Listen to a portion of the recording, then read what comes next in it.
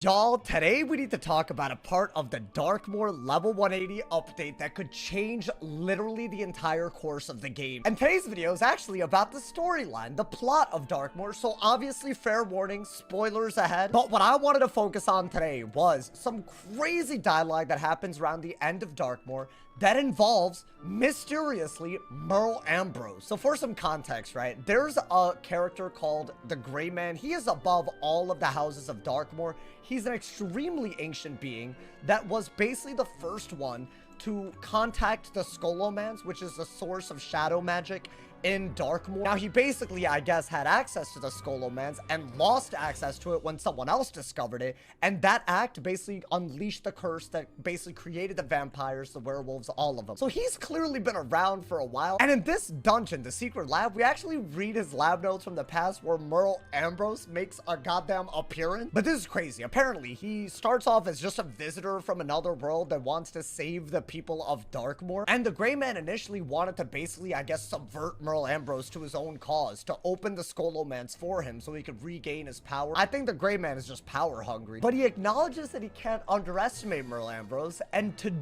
basically gain his trust, I guess. He said that he plies Merle Ambrose with a lot of guile, which is just saying he's really trying to like lie his way into Merle's, like, you know, trust. But in doing so, he gave him history and also spell trees. Now, he goes on to say that he was not able to succeed in having Merle Ambrose open the Scholomance, which would have maybe unleashed so much shadow magic into the world that the Greyman might have been all-powerful. But clearly he knew that he was messing with some crazy-ass magic. Like, we're talking about real shadow magic. I think that's what the Scholomance is.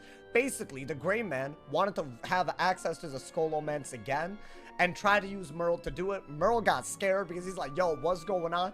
And then he left, leaving the people of Darkmoor cursed. Now, why is this so crazy, right? One, it paints Merle as not as perfect of a character as we've seen up to this point. We now know that Merle essentially made a deal with the devil during his mysterious time in Darkmoor. He got a bunch of spell trees. I think based on what I'm seeing is that he gained a lot of knowledge about how the spiral worked, probably learned how to actually find Bartleby, and also received a bunch of seeds, which literally led to the founding of Ravenwood, all in exchange, I guess, for him opening the Scholomance for the Greyman. Now, obviously, Merle didn't open the Scholomance, but that means the entire founding of Ravenwood, including Merle's discovery of Bartleby, is actually all founded on a really, really big lie, right? Everything we've known up to this point suggests that it was an accident, almost, that it was like a discovery, that Merle just came to Ravenwood, found Bartleby, and they never explained how the spell trees got here. It was assumed that Bartleby actually made them grow around them. And as if all of that isn't enough, that the source of all of this is from some evil person from Darkmoor, Merle has known about the fact that he abandoned the people of Darkmoor and their curse for all this time and never sent the wizard there.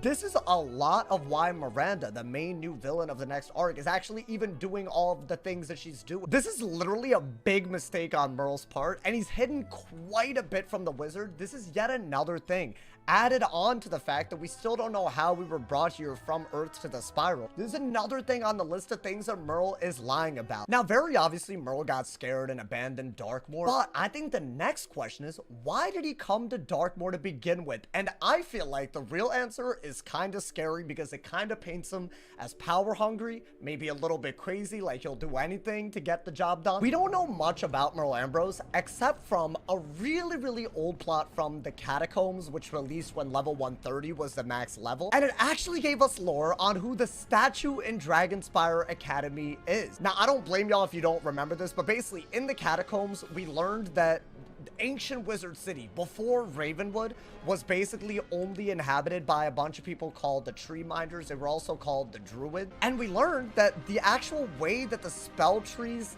in Dragonspire got here is actually from those druids all the way back in ancient Ravenwood. And guess who the leader of these people were? Someone by the name of Ambrose. That's who the statue is. That's actually the history of Dragonspire. Now, I'm not really sure if the tree minders actually wanted the seeds that they were supposed to guard over to reach Dragonspire.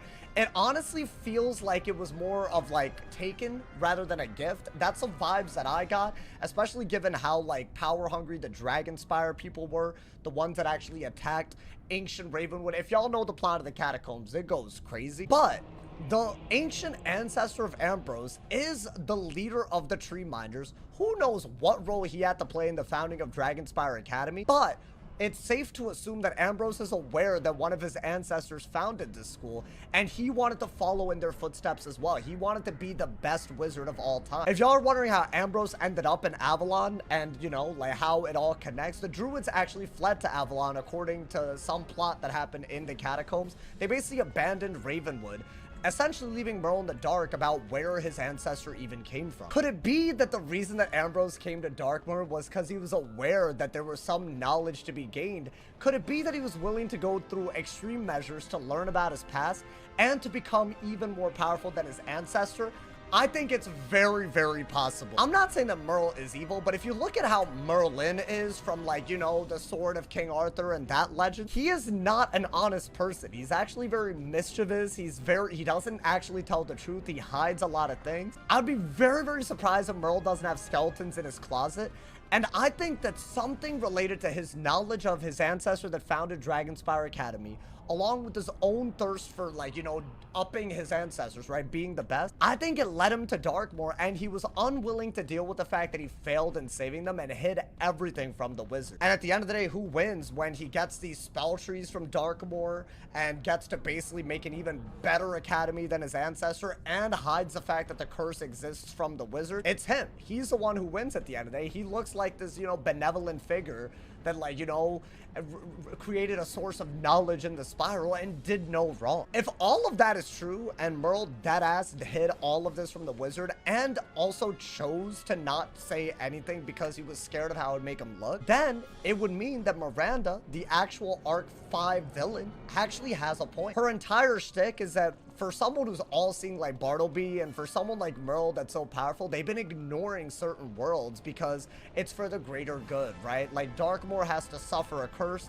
so that the world can be better for it, right? For there to be winners, there need to be losers. And what Miranda's doing, we don't really know her motive. It seems to be what she's doing is she's trying to evade the sight of Bartleby by the end. She's trying to basically escape his eye of history, right? That's why she actually, like, you know, goes through all these means. We don't know what she's gonna do, but clearly it's gonna be some kind of like great equalizer situation. And I don't think it's gonna be something that Bartleby or Merle are down for, but it's definitely as a result of their actions. It's definitely a part of the plot that I really, really hope they explore in the next world. I want to know more about Miranda's motives and about all the things that Merle has been hiding from us. But I'll say one thing. I think if you actually combine the plot of the catacombs from all the way back then and the plot of Darkmoor, it goes to show that the history of these spell trees and all of that isn't as pretty as it looks. A lot of it comes from the ugliest and darkest parts of the spiral, and it seems to be brushed under the rug at the cost of a lot of people like the ones in Darkmoor. I'd love to hear y'all's thoughts on if you think that Merle is not as perfect of a character based off of all of this. I do think this will change a lot, right? This is literally the origin story of the wizard already being called into question. Like, Ravenwood isn't as innocent as it looks. But let me know y'all's thoughts. Do y'all think that they're gonna, like, you know, build on the catacombs druid plotline a little bit more? Do you guys think they're gonna go harder on Merle's mistakes in the past? And what else did y'all notice in Darkmoor that I might have missed? I'd love to hear y'all's thoughts. It's a plot video, but I thought this one was way too interesting not to make a whole video about. I look forward to reading all of y'all's thoughts on this. Drop a like if you enjoyed, leave a sub if you're new, and as always, if somebody hasn't told you you're awesome today, they doing something wrong. Stay awesome, y'all. See y'all soon. And yeah.